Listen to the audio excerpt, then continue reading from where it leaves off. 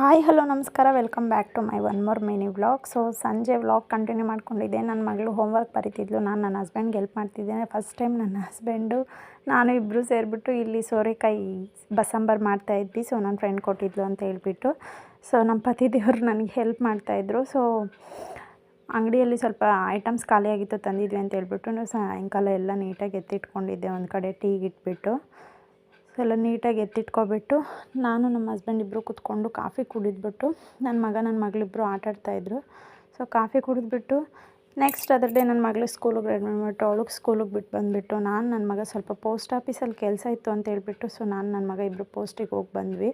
So ಹೋಗಿ ಬಂದ ತಕ್ಷಣ ನೀಟಾಗಿ ತಲೆ ಎಲ್ಲ ಫುಲ್ಲು ತಲೆನೋವು ಬಂದುಬಿಟ್ಟಿತ್ತು ಫ್ರೆಂಡ್ಸ್. ನೀಟಾಗಿ ಎಲ್ಲ ಎಣ್ಣೆ ಅಪ್ಲೈ ಮಾಡ್ಕೊಂಬಿಟ್ಟು ಪಾತ್ರೆಗಳೆಲ್ಲ ವಾಶ್ ಮಾಡ್ಕೊಂಬಿಟ್ಟೆ. ಸೊ ನನ್ನ ಮಗಳನ್ನ ಬಿಟ್ಟು ಬಂದಮೇಲೆ ನನ್ನ ಕೆಲಸ ಆಗೋದು. ಸೊ ಪಾತ್ರೆ ಎಲ್ಲ ವಾಶ್ ಮಾಡ್ಕೊಂಬಿಟ್ಟು ಪಟ ಅಂತ ಮನೆ ಎಲ್ಲ ಒರೆಸ್ಕೊಬಿಟ್ಟೆ. ನನ್ನ ಮಗ ಮಲಗಿದ್ದ, ಸೊ ಅದಕ್ಕೆ ಬೇಗ ಕೆಲಸ ಮಾಡ್ಕೊಂಬಿಡೋಣ ಅಂತ ಮನೆಯೆಲ್ಲ ಒರೆಸ್ಕೊಂಬಿಡ್ತಾಯಿದ್ದೆ. ನೀಟಾಗಿ ಮನೆಯೆಲ್ಲ ಒರೆಸ್ಕೊಂಬಿಟ್ಟು ಸೊ ತರಕಾರಿ ತಂದಿದ್ದೆ, ಸ್ವಲ್ಪ ನೆನ್ನೆ ಸಂಜೆ ತರಕಾರಿ ತಂದಿದ್ದೆ, ಎತ್ತಿಟ್ಕೊಂಡಿರಲಿಲ್ಲ. ಸೊ ತರಕಾರಿ ಎತ್ತಿಟ್ಕೊಳ್ಳೋಣ ಅಂತ ಹೇಳ್ಬಿಟ್ಟು ಎಲ್ಲ ನೀಟಾಗಿ ಡಿವೈಡ್ ಮಾಡ್ಕೊಂಬಿಟ್ಟೆ. ಸೊ ಹಸಿಮೆಣ್ಸಿನ್ಕಾಯಿ ಎಲ್ಲ ನೀಟಾಗಿ ತೆಗೆದಿಟ್ಕೊಂಡೆ, ಅಡುಗೆ ಮಾಡೋಕ್ಕೆ ಹೆಲ್ಪ್ ಆಗುತ್ತೆ ಅಂತ ಹೇಳ್ಬಿಟ್ಟು. ಸೊ ನೆಕ್ಸ್ಟು ಬಟಾಣಿ ನೋಡಿ, ಇವು ಬಟಾಣಿ ನಾನು ಈ ಥರ ಎಲ್ಲ ಸುಲಿದಿಟ್ಕೊಬಿಡ್ತೀನಿ, ಯಾಕಂದರೆ ಮತ್ತೆ ಅಡುಗೆ ಮಾಡ್ಬೇಕಾದ್ರೆ ಸುಲ್ಕೊಳಕ್ಕಾಗಲ್ಲ ಅಂತ ನಾನು ತರಕಾರಿ ತಂದಿದ್ದೀನಿ, ಎಲ್ಲ ಸುಲಿದು ನೀಟಾಗಿ ಬಾಕ್ಸಲ್ಲಿ ಹಾಕಿಟ್ಕೊತೀನಿ.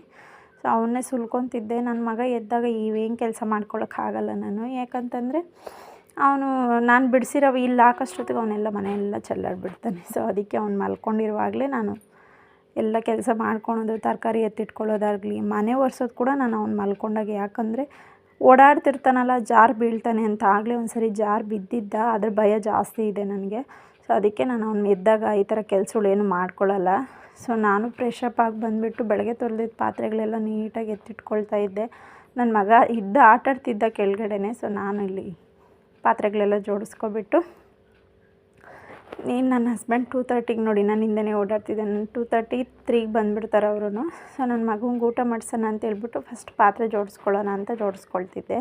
ಸೊ ನನ್ನ ಮಗಂಗೆ ಊಟ ಮಾಡಿಸೋದು ನನಗೊಂಥರ ಟಾಸ್ಕ್ ಅನ್ಬೋದು. ತಿನ್ನೋದೇ ಇಲ್ಲ, ಅದೇ ಹೇಳಿ ಇದೇ ಹೇಳಿ ತಿನ್ನಿಸ್ಬೇಕು. ಸೊ ನೋಡಿ ನಾನು ಕ್ಯಾಮ್ರಾ ಆನ್ ಮಾಡಿಟ್ರೆ ಅದ್ರ ಮುಂದಕ್ಕೆ ಹೋಗ್ಬಿಟ್ಟು ಆಟ ಆಡ್ಕೊಂಡು ಮಾಡ್ತಿರ್ತಾನೆ. ಸೊ ಅವನಿಗೂ ಊಟ ಮಾಡಿಸ್ತಾ ಇದ್ದೆ. ಇಲ್ಲಿ ನೋಡಿ ಯಾವ ಥರ ನಲಿತಿದ್ದಾನೆ ಅಂತ. ಸೊ ಆಟ ಆಡ್ಕೊಂಡು ಅವನಿಗೂ ಊಟ ಮಾಡಿಸ್ಬಿಟ್ಟು ನೆಕ್ಸ್ಟ್ ನನ್ನ ಹಸ್ಬೆಂಡ್ ಇಲ್ಲಿ ನನ್ನ ಮಗನ ನೋಡಿ ಅಲ್ಲಿ ಮೇಲೆ ಕೂಣಿಸ್ಬಿಟ್ಟಿದ್ದಾರೆ. ಅವನು ಎದುರ್ತಾನೂ ಇಲ್ಲ, ಎತ್ಕೊಳ್ರಿ ಅಂತನೂ ಇಲ್ಲ. ಸೊ ಇಷ್ಟೇ ಫ್ರೆಂಡ್ಸ್, ಇವತ್ತಿನ ಬ್ಲಾಗ್ ಇಷ್ಟ ಆದರೆ ಲೈಕ್, ಶೇರ್, ಕಾಮೆಂಟ್ ಮಾಡಿ. Thank you for watching.